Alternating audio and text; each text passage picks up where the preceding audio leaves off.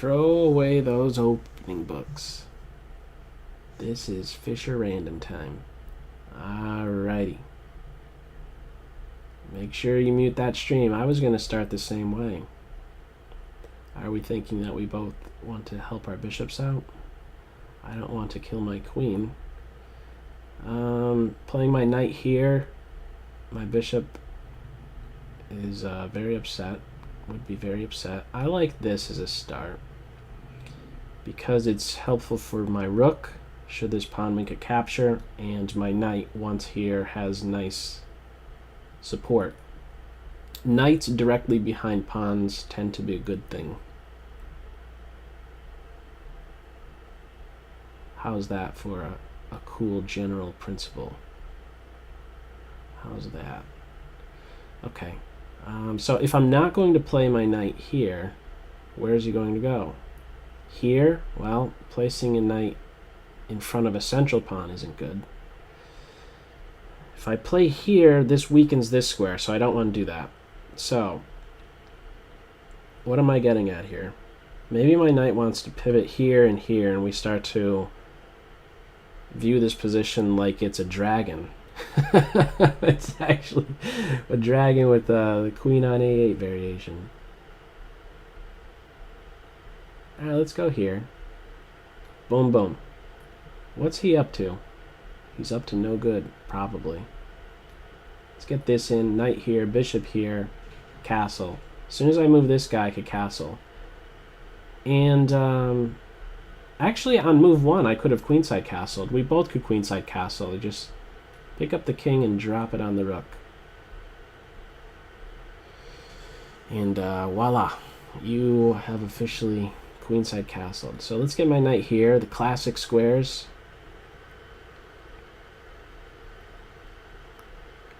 Dragon formation coming up. A bishop here. He's doing a lot of nothing. Now he's doing something. Let me get my queen here. So, well, I could do this right now, but I don't want to be in some pin. So let me just do this first. Ooh. Let me just take that guy. Let's just take him. Castle, and now I'm defending this pawn. And I'm ready to push. So he shouldn't go too far away. If my opponent's going to castle on this side of the board, with these light square weaknesses, my bishop could pounce on those squares. In fact, if castling isn't played now, maybe I could stop that from even occurring. Let me, however, first throw a question to this knight and let my queen breathe a little bit more by making that move. This is the direction I'd like to go in, so this is two very small reasons to make such a move. I have a space advantage where my furthest advanced pawn is on the queen side. I could do this and just throw a quick punch at the queen. Let's do that. Queen's hit. I'm not so quick to give up my dark square bishop, so let's do that. So if this knight is to be kicked away, it would have to be with this pawn, but that would weaken another light square. This starts to become a sensitive issue for white. These light squares.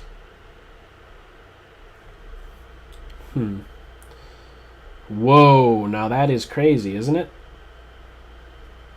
The rooks are connected, but with all this firepower still on the board, I want to now open the position up.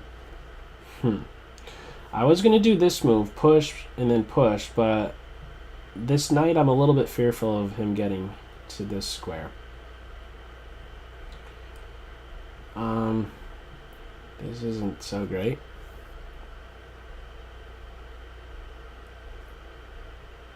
I'm not sure what I want to do, but let me just get my bishop to a better square. Maybe there's opportunities to get on this diagonal.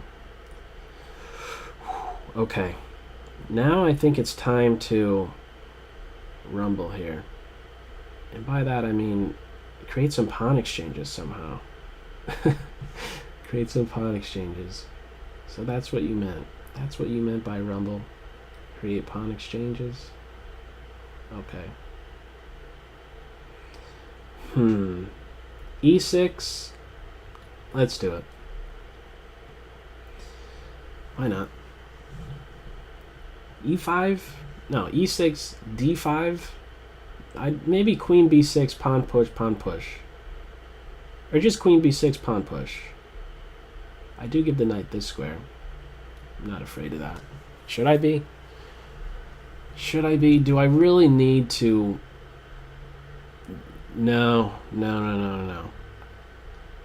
I don't need. This would be. I would chalk this up as overkill. If I really played A5 to get in this advance, I could get it in right away, and it's perfect. There's big trouble here. This knight is now pinned. I feel like I could take a couple times on this square, play my queen here, and then get a check in or something. Now I think I want to do this move.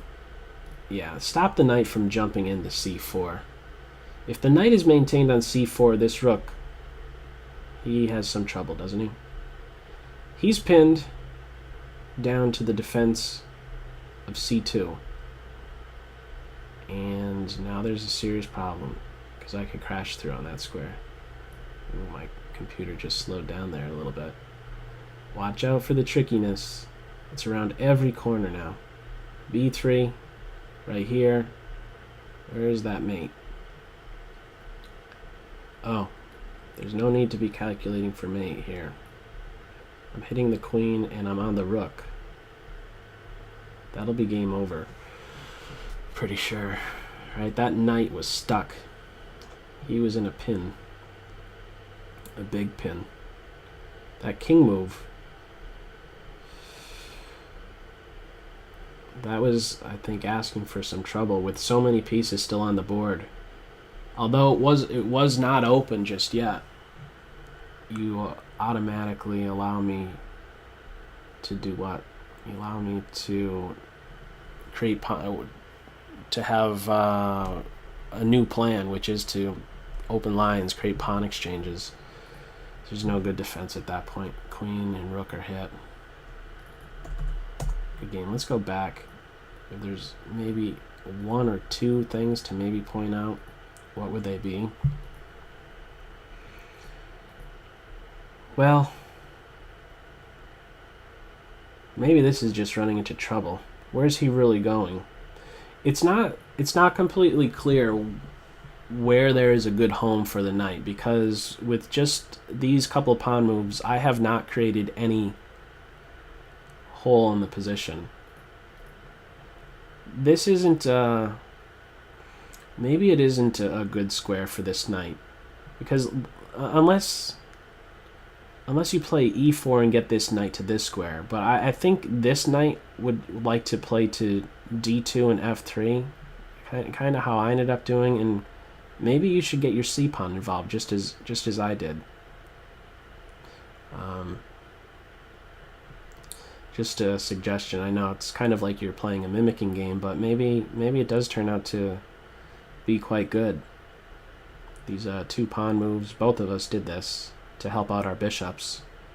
But unless you could be sure c4 is a nice home, eventually I'm able to make a useful move with tempo, and that did come about where I ended up playing b5. So c4 is not a reliable home. a3 is strictly preventative. I believe it's to keep out the knight, but I don't know that I'd really want to go there unless you really have this particular advance in mind. So unless you are going to do something like b4, I think a3 is not a good option, not a good idea. Well, maybe even right here. Like, how about you actually just go two squares? Strike at a pawn that's more central, the c pawn. B pawn striking at a c pawn. That's my other suggestion. Instead of one step, go two. Your queen is hit. You're offering a dark square bishop exchange, and the king move. I'm pretty sure you simply can't do that. Although you couldn't castle because I have this knight takes pawn, but maybe before that even came about, And by before that, I mean maybe right now. Castle. And if I am posting up on this square, then you play rook e1. Just some quick tips. Again, it's asking for trouble, really, that king to d2. It's not open just yet, but tough road ahead as soon as the position does open up. Alrighty. Good game.